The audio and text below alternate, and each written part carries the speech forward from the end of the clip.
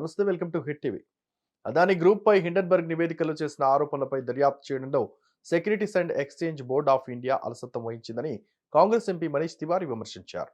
జాప్యంపై ఆందోళన లేవనెత్తిన తివారీ హిండెన్బర్గ్ నివేదిక ఏడాది క్రితం వెలువడిందని, అప్పటి నుంచి సెబీ జాప్యం చేస్తుందని ఆరోపించారు. మౌలిక వాస్తవం ఏమిటంటే హిండెన్బర్గ్ నివేదిక సరిగ్గా 1 సంవత్సరం క్రితం పబ్లిక్ డొమైన్లోకి వచ్చింది.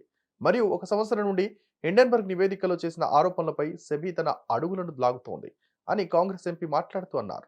సెబీ వైఖరిపై ఆయన అసంతృప్తిని వ్యక్తం చేస్తూ ఈ అంశం సున్నితమైన స్వభావాన్ని కలిగి ఉందని నొక్కి చెప్పారు.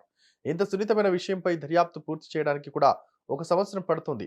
అది సెబీ వైఖరి ఎంత లోపభూయిష్టంగా ఉందో చూపిస్తుందని తివారీ అన్నారు.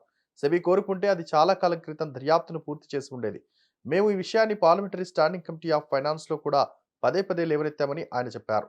అంతకుముందు రోజు అదానీ హిండెన్బర్గ్ సమస్యపై దర్యాప్తును securities and exchange board of India నుండి ప్రత్యేక దర్యాప్తు బృందం లేదా సిబిఐకి బదిలీ చేయడానికి సుప్రీంకోర్టు నిరాకరించింది.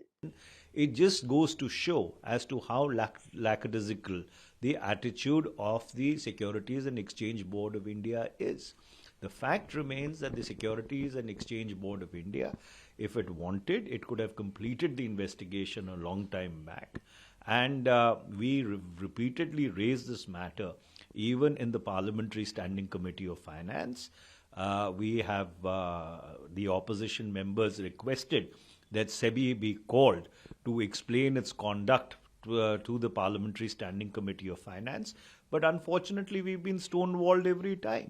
So therefore, under those circumstances, if the Supreme Court has set a 2-month deadline, we do hope SEBI does end up completing its probe.